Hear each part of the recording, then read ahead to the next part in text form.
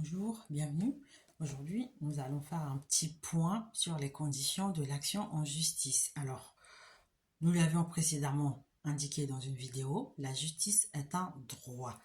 Cela signifie que chaque personne a le droit de solliciter l'intervention de la justice. Cependant, il faut savoir que ce droit n'est pas prévu par la Constitution. Donc là, on parle bien de la France, hein. C'est le cadre de nos interventions et de nos vidéos. Malgré tout, ce droit figure dans la Déclaration universelle des droits de l'homme du 10 décembre 1948. Donc, cette déclaration, elle n'a qu'une autorité morale, donc elle n'a pas de force juridique en tant que telle. Et elle est aussi contenue dans la Convention européenne de sauvegarde des droits de l'homme et des libertés fondamentales du 4 novembre 1950. Ce droit est quand même reconnu à travers la jurisprudence du Conseil d'État. Donc, pour que le droit à la justice y soit effectif, un procès doit être équitable, c'est-à-dire que le juge doit être indépendant, que les débats doivent être publics, contradictoires et avoir lieu dans un délai dit raisonnable. Donc, ce contrôle justement du caractère raisonnable ou du caractère contradictoire ou du caractère public des débats, ce contrôle est effectué par les juridictions nationales. Donc, un procès est aussi équitable lorsqu'il n'y a pas de volonté, je dirais, pas d'intention de nuire, donc ce qui conduirait éventuellement à un abus en cas de procédure abusive, par exemple. Donc, dans ce dernier cas, en cas de procédure abusive, la personne risque une amende et le paiement de dommages et intérêts s'il venait à être condamné pour procédure abusive. Donc, l'action en justice ne peut se faire qu'à trois conditions. Premièrement, il faut qu'il y ait un intérêt. Donc, pas d'intérêt, pas d'action. Donc, l'intérêt, il doit être personnel, né et actuel et légitime. Il faut aussi savoir que dans certains cas, un groupe ou un ordre, par exemple, ou un syndicat ou certaines associations, pardon, peuvent défendre des intérêts collectifs. Donc, ces associations peuvent avoir un intérêt à agir. Ensuite, il faut la qualité pour agir. Donc, cela signifie que c'est le titulaire du droit qui agit. Ces ayants cause, ces créanciers ou une personne habilitée peuvent aussi agir. Et enfin, la troisième condition, c'est la capacité d'agir en justice. Donc, toute personne peut ester en justice, c'est-à-dire que participer comme demandeur ou défendeur à un procès.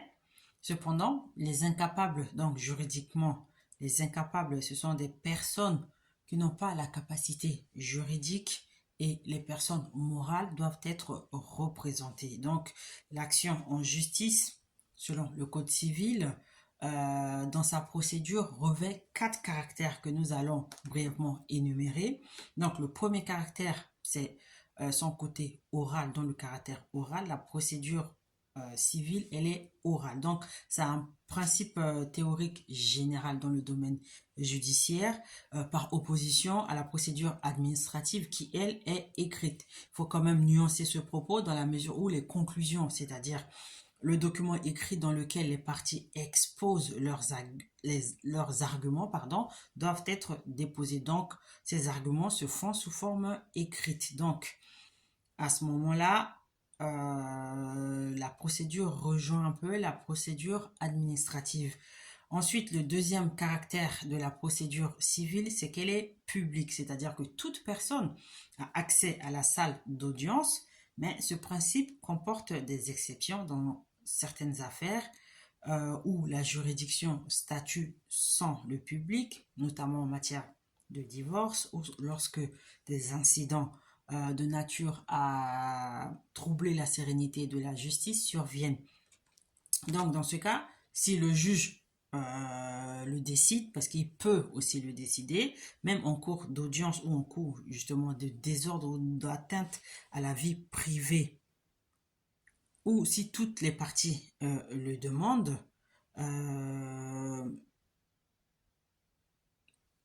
le procès, il peut se tenir sans public. Donc, juste pour faire une petite remarque, on parle de huis clos lorsqu'il s'agit d'une procédure pénale. Ensuite, la troisième caractéristique,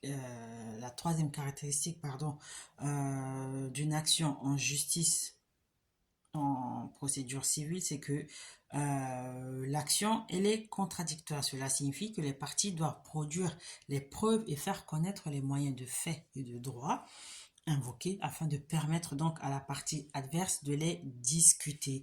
Donc, il appartient au juge de faire respecter ce principe du contradictoire, même si parfois il faut écarter certaines pièces des débats. Et enfin, la procédure civile, elle est accusatoire. Donc, ce sont les parties qui dirigent le procès, c'est-à-dire que ce sont elles qui en ont l'initiative, la conduite, par exemple, la production de preuves, la demande d'expertise, et ce sont les parties qui peuvent demander l'extinction. On parle de l'extinction, pardon, d'une procédure, donc de son arrêt. Donc, il faut remarquer que les pouvoirs du juge se développent de plus en plus de nos jours, car ces juges doivent assurer le bon déroulement du procès, par exemple, ordonner la production d'une preuve d'une certaine allégation et donc sanctionner, c'est-à-dire la radiation du rôle donc de la liste des affaires inscrites. Alors, cette procédure, on a dit qu'elle est accusatoire et en droit pénal, on parle de procédure pénale inquisitoire. Voilà, c'était tout pour aujourd'hui.